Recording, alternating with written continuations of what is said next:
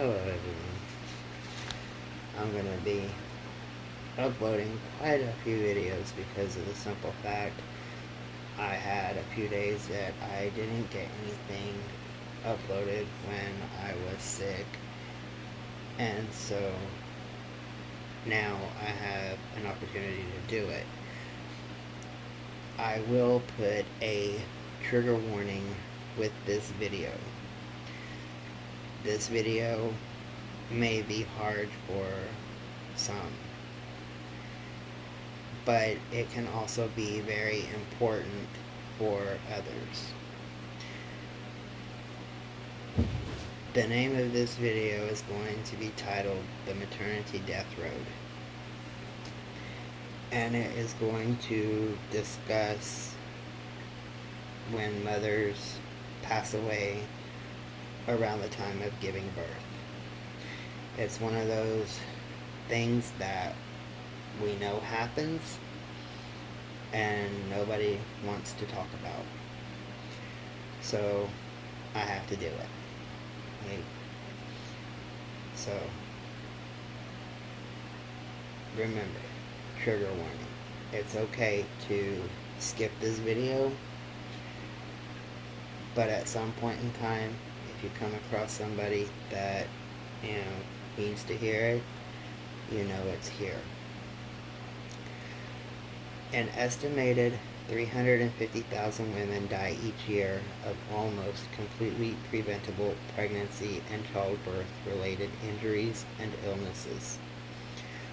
When a woman dies from anything having to do with pregnancy, it is called maternal death. Maternal death can happen while a woman is pregnant, during labor and delivery, or in the 42 days after childbirth or the termination of pregnancy. If the woman passes away by an accident or an illness not related to the pregnancy, then it is considered a pregnancy-related death. Statistics for the USA. CDC reports approximately 700 women die a year from complications from pregnancy. 700 is based on every 100,000 live births, with approximately 4 million births each year. The chance of dying is less than 1 in 5,000 during childbirth. Worldwide statistics. In 2017, about 295,000 women died from problems that arose during pregnancy and childbirth.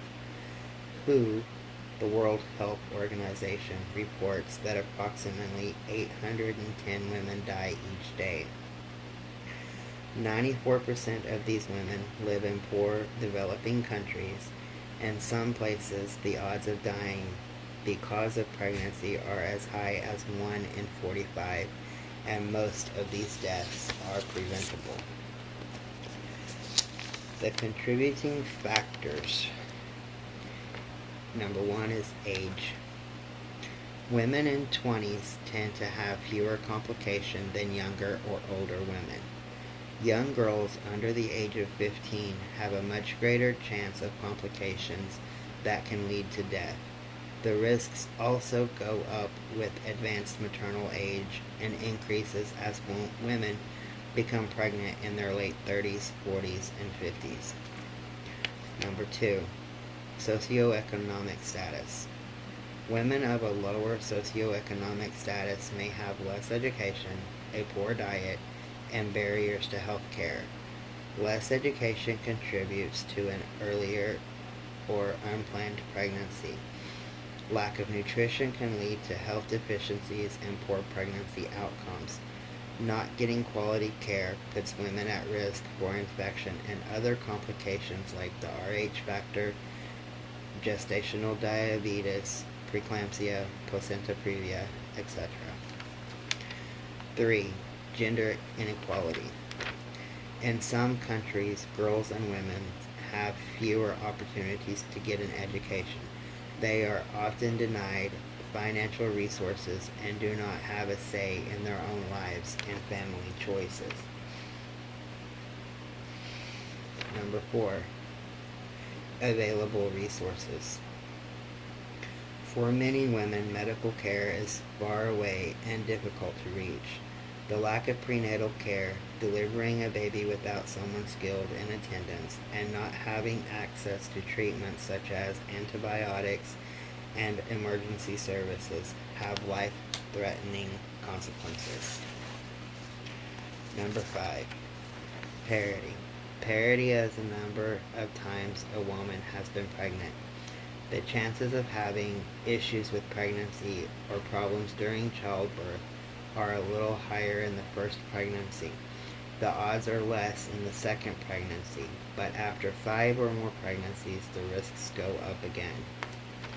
The decrease in maternal deaths and pregnancy-related deaths over the year is said to be due to 1. The education of women. 2. An increase in the use of contraception. 3. More prenatal care. 4. More births in hospitals or with skilled healthcare providers present, such as a midwife. 5. Greater availability of antibiotics, blood transfusions, and treatments for complications. And 6. Advances in specialized care for high-risk pregnancies and deliveries. To lower the rates where they are higher, we need to do more work. 1. Teach young men and women about reproduction, birth control, consequences, family planning, unplanned pregnancies, unsafe abortions, etc. 2. Better healthcare management and availability of safe procedures, nutrition services, and reproductive health. 3. Hygiene. Teach about proper hygiene and how to sanitize properly for birthing area. 4. Pregnancy care. Skilled care before, during, and after childbirth. 5. Postpartum monitoring. Teaching about self-care after the birth, physical, mental, and emotional support systems. Complications to watch for during a pregnancy. High blood pressure, high blood sugar, spotting or vaginal bleeding, contractions or cramping, acute or continuous vomiting, leaking or gush of amniotic fluid, backache, intensive pelvic pressure.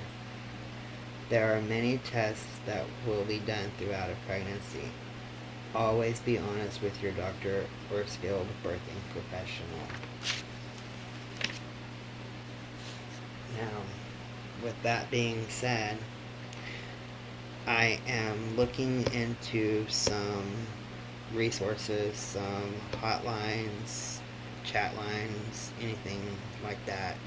So I will be doing another video, maybe tonight, maybe tomorrow, I'm not sure, with those hotlines and stuff for anyone to reach out to if they are struggling with the loss of someone that they love dearly during a pregnancy, or if you just want to get more information on the topic to see if there is anything you can do in your community.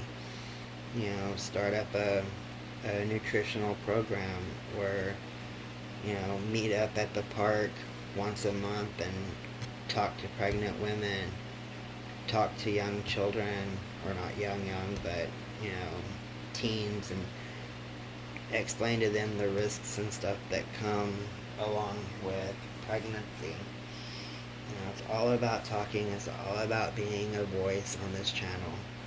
And the lives lost during the birth of a baby need to have a voice. So be strong and make sure that you follow up with doctors if you're pregnant. Make sure you get the mental health care that you need if you are struggling or anything that relates to losing somebody that was giving birth or shortly after.